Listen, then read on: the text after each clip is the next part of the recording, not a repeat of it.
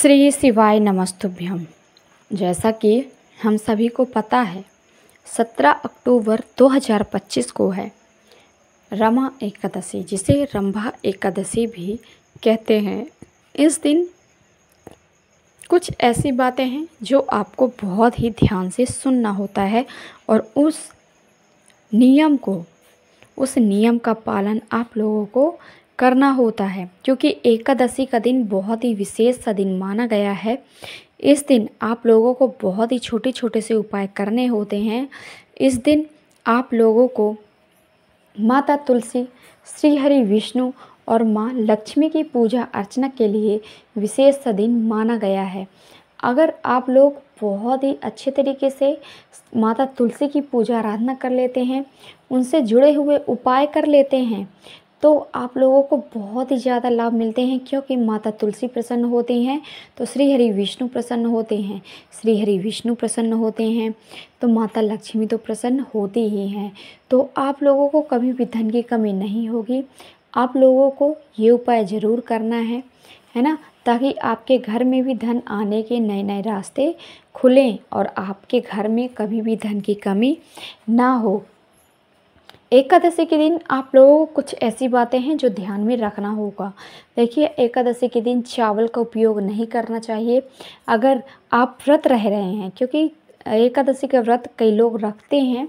अगर आप जो लोग मेरी वीडियो देख रहे हैं, आप में से कोई भी व्रत रख रहा है एकादशी का, तो आप लोगों को ध्यान देना होगा कि चावल आप लोगों को उपयोग में नहीं लाना है। चावल की जगह पर आप कुछ और उपयोग में ला सकते हैं, चाहे वो पूजा हो चाहे वो खाने के लिए हो, ठीक है।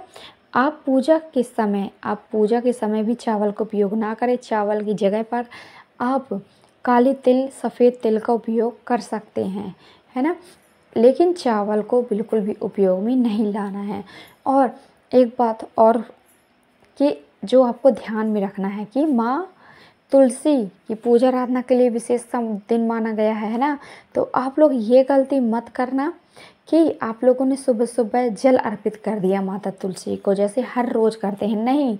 नहीं करना है, जल अर्पित नहीं करना है माता तुलसी को। बहुत ही, है ना, बहुत ही विशेष है ये कि आप लोगों को एकादशी के दिन माता तुलसी को जल अर्पित नहीं करना है। जल या फिर कोई भी लिक्विड पदार्थ, कोई भी तरल चीज़ अर्पित नहीं करना है। अगर भूल से ये कर दिया आप लोगों ने तो आप लोगों को बहुत ही ज़्यादा तकलीफ़ होगी।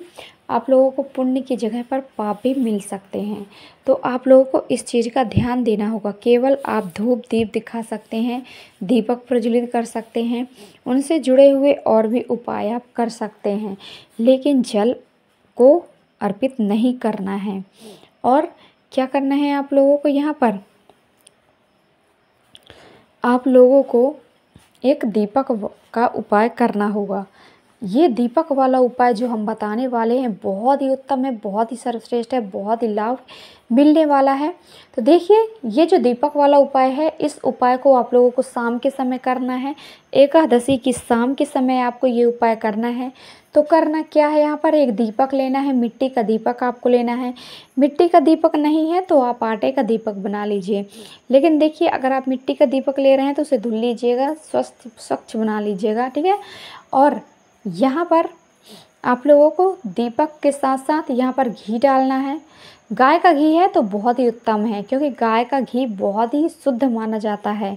तो आप लोगों के पास गाय का घी है तो गाय का घी रख लीजिए, वरना आप यहाँ पर तिल के तेल का इस्तेमाल भी कर सकते हैं, ठीक है। जो आपके पास हो उसको ले लीजिए। और इसके अंदर घी डालने के बाद आप लोगों को यहाँ पर गोल बाती रखनी है। दीपक के अंदर क्या करनी है, गोल बाती रखनी है। गोल बाती रखने के बाद 1 से 2 चुटकी हल्दी का पाउडर लेना है।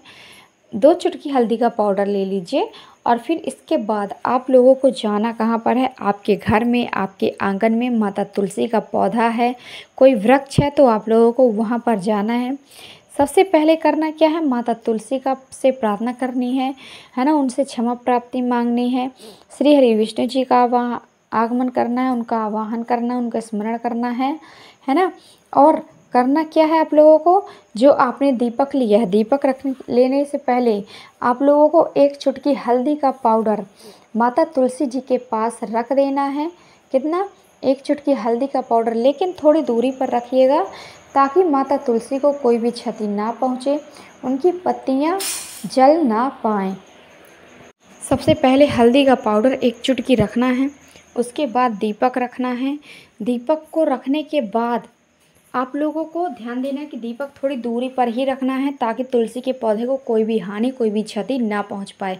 अगर आपके द्वारा भूल से भी माता तुलसी के पौधे को हानि पहुंच गई, क्षति पहुंच गई, उन्हें कष्ट हुआ, तकलीफ़ हुई, तो आप लोगों को बहुत पाप लगेगा।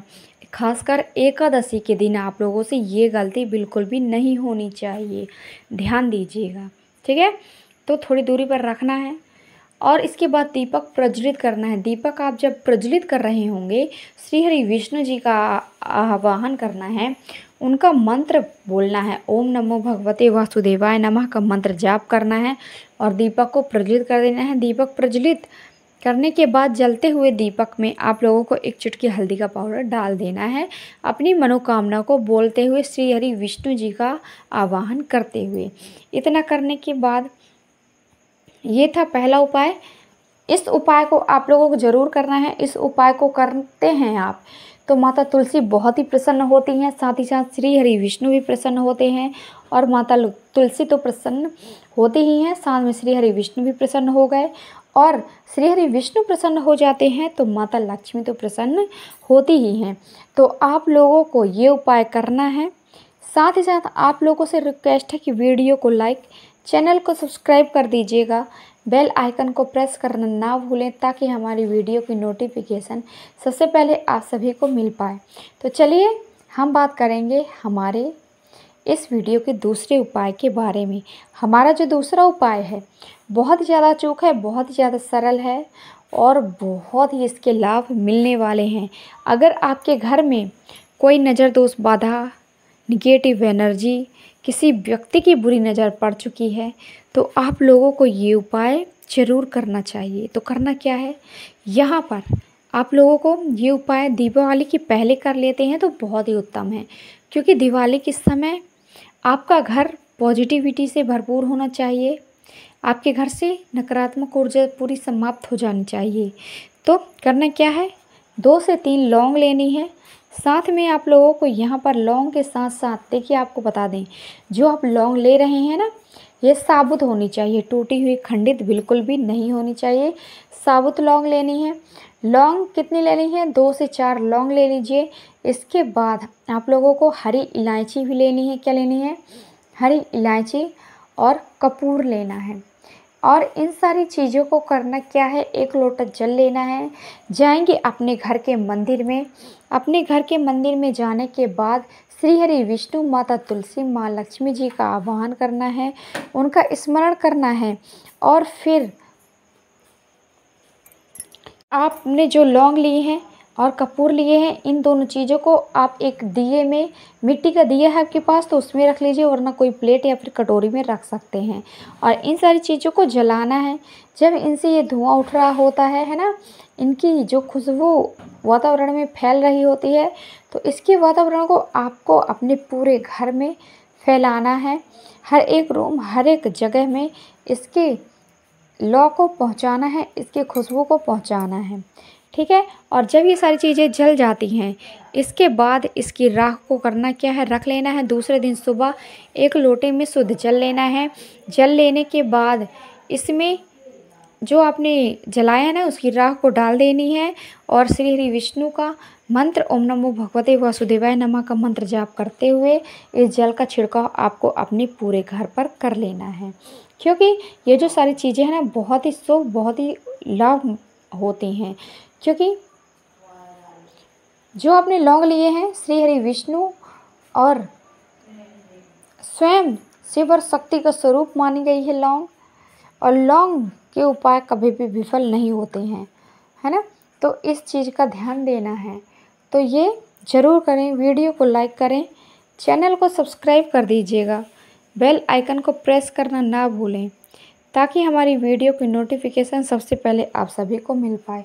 तो ये थे आज के हमारे उपाय और कुछ जानकारियाँ।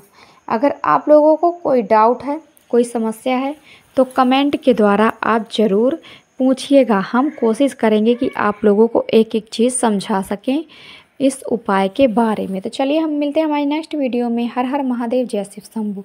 जय हो भोलेनाथ की, जय हो माँ लक्ष्मी की, जय हो जगत जननी माँ जगदम्बा की।